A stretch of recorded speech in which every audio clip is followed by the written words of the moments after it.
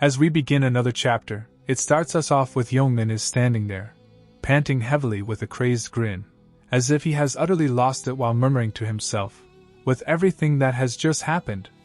Then, doesn't this mean that everyone can live equally?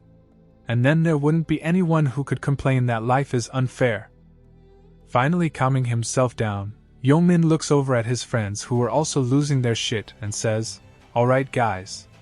Calm the fuck down, what is there to even worry about? We just have to survive, right?" Acting like it's no big deal, while Scruffhead was bent down with his knees tucked to his chest in a fetal position and holding his head crying out, "This is totally unfair.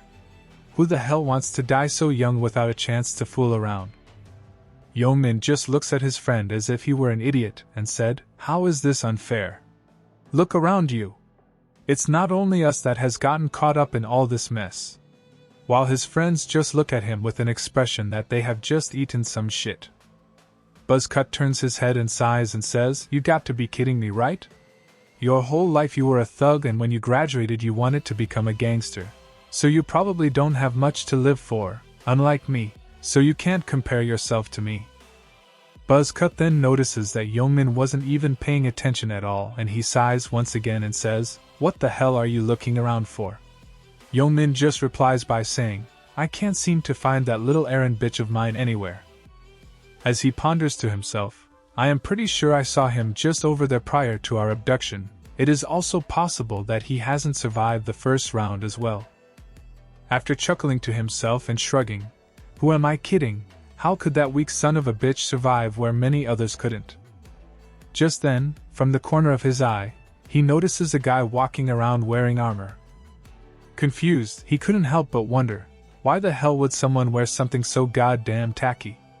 Then all of a sudden he came to a realization that made him feel excited with a little anticipation as he calls out "status window." Just then, his status window appeared before him. With his eyes as wide as his mouth, he couldn't almost believe it, so he blurts out loud in excitement, "It actually opened. I have a fucking status window." His friends just look over at him and ask, "What the fuck are you talking about? What status window?" Just as Scruffhead finished replying, his status window appeared before him, which made him jump back in fright. Ryu Min looks over towards his friends that were just looking off into space. He couldn't help but ask, "What the fuck are you guys doing? Why are you guys just staring off into space with that dumb look plastered all over your faces?" As he chuckles to himself, Scruffhead looks over at him and says, "Huh? What do you mean? Isn't that what you're doing?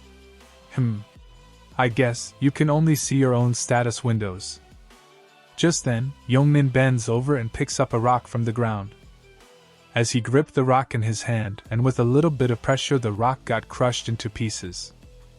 As he looks down at his hand and watches the ground-up debris sliding right through his fingers, he couldn't help but exclaim with an expression like a third-rate villain and says, "This is fucking awesome."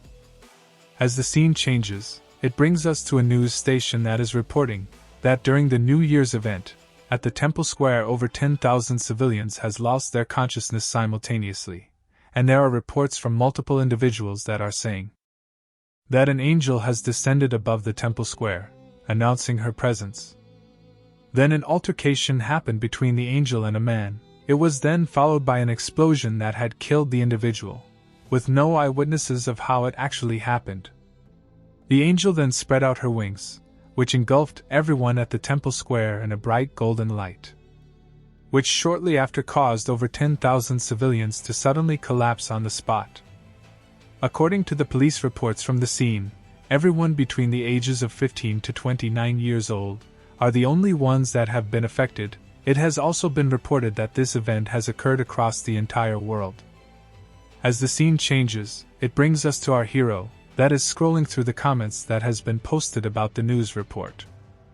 As he is staring at his phone and thinking to himself, "So, it has begun, I don't have much time left to get started." As he puts his phone away, he looks at the news that is being broadcasted through a window from a television store, with a reporter saying that around 5:20 this morning, roughly half of the citizens that has collapsed regained their consciousness, while the other half have been diagnosed to be brain dead. As he is watching the report, he couldn't help but mutter, "Sure, the deaths are a big deal, but the real issue lies elsewhere." The main issue is the fact that everyone can bring back their equipment and use their abilities in reality. It won't have much effect on society right now, but everyone will eventually become much stronger once they start to increase their levels. They will be different entities entirely, they will become uncontrollable, and even the nation's military won't be able to do a single thing to suppress the players. That being said, our hero could only think, "I have to hurry, otherwise the Earth will be in ruins way before we even make it to the 20th round." The only solution is to become strong enough to overwhelm all the players and take control of the situation. And because I need at least 4 other players in order to reach the end boss, I will have to do things completely different this time around. I do have a couple people in mind and a few methods to recruit them, but it's way too early to act right now. Plus, I have way more important things I have to attend to first. As he walks in through the door of his apartment, he looks over to his right and notices an empty cup of noodles on the counter. He couldn't help but shake his head. That brat, he only ate a cup of ramen again for dinner. He then opens the bedroom door and walks in. He notices his little brother still passed out. He couldn't help but smirk and think, this little punk, to think he could just go to bed and sleep, even before his older brother could get back home. This is our hero's younger brother. His name is Ryu Min. He is only in his 3rd year of middle school. And they were both raised in a loving family of 4. But one day their parents were killed in a traffic accident, making things drastically change overnight. And the most difficult change of all was the fact that our hero became the only guardian available to take care of his younger brother. As our hero stood there, he notices the band-aid on his brother's hand was coming off. So he presses it back down to reattach it to the back of his hand. With that done, he couldn't help but think, now then, time to wake this little bastard up. So he flicks the lights on. As one stirs in his sleep, he notices the lights were on, and opens his left eye. He then sits up and noticed his brother sitting down next to him and says, "Young?" Our hero just tells him, "It's time to get up, it's morning." Rubbing his eyes, one looks down at his phone and notices that it is 6 in the morning and says, "What? Are you serious? It's way too early to."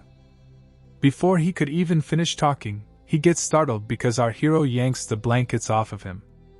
While our hero stood there, with a blanket in one arm and a shirt in the other, and says, "We don't have time to be sleeping all day, we got to go." Which confused one, so he asks why, what happened? Our hero only told him, "We don't have time, just get dressed and I'll explain on the way." With a lazy yawn, one grumpily mumbles out, "But it's way too damn early. If you're going to tell me to get up to watch the sun rise or something, I'd rather stay home and go back to bed."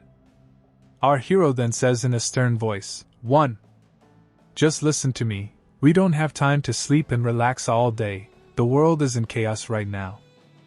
One then asks our hero, "What do you mean? Did something happen last night during the New Year event?" Our hero just replies by saying, "Just get dressed and I'll explain everything to you when we leave." As the two walk down the silent but empty street this early morning, one looks over at his older brother and couldn't help but feel that something must be really wrong. Because for him to have such a serious expression on his face, I wonder what happened. As they were walking down the street, our hero then says without stopping, "One, do you really not know what is going on in the world right now?" Startled and feeling uneasy just from the expression and tone of our hero's voice, and says, "Why are you talking like that? Did something happen while I was asleep?" Our hero just nodded and says, "Check the current top searches online right now." As he goes through the top search topics, he gets confused. One then asks, "Angels? What the hell does this even mean? They are saying that an angel kidnapped a bunch of people and took them to another world." Our hero just replies with a nonchalant attitude, "To be more accurate, they only took their souls to the other world." Surprised by the sudden news, one blurts out, "No way! Even you were taken?" Our hero then replies, "Yeah, that is right. I was able to return home after I killed 100 goblins, along with everyone else." Completely shocked by the revelation, One grabs our hero's shoulder and starts yelling, "What? Are you serious? You're not hurt, are you?" Our hero just says, "Calm down, I am completely fine, you don't have to worry about me." Which pisses one off and starts yelling even louder by saying, "What do you even mean? How could I not worry about you?" As one thinks back, in this family of ours, the only person I have left now in this world is you, Hyung. Even when we were little and the only thing I could do was cry for the loss of our parents, but as for you, in order to fill the void from losing mom and dad leaving us behind, you didn't even get to cry, you had to become mentally stronger, for the both of us, just to raise me. With a look of shock and filled with uncertainty, he couldn't help but feel, being strong is one thing and killing 100 monsters are 100% completely different things. He has to have a weak side, right? He is always trying to be strong for the both of us. Our hero then cuts off his train of thoughts by smiling and says, "I know what you are thinking," which confused one even more. Our hero then continues and says, "When they abducted us, they gave us something that was like out of a video game called a system, and with that we can increase our stats and so on, so you can calm down." One then says, "I see. But still." Our hero then says later on, "When you see me," as he keeps walking looking all smug and says, "Soon, you wouldn't even be able to think of a reason to be worried about me at all." One then says, "What do you mean?" Our hero just says, "If you want to know, then keep following me and you will naturally find out." One then stops in his tracks and starts yelling once again, "No! I won't go anywhere until you tell me where we are going," which makes our hero stop walking. As he stops, he then turns around and looks at his younger brother, while one pats his chest and pleads with our hero, "Please, just tell me first." As our hero looks at the back of Wan's hand, he just sighs and decides to give in to his little brother's demands, and says, "Bang Teju?" Our hero turns around and starts walking again, but then he stopped and looked over his shoulder and says, "We are going to Bang Teju, to your delinquent class head's hideout."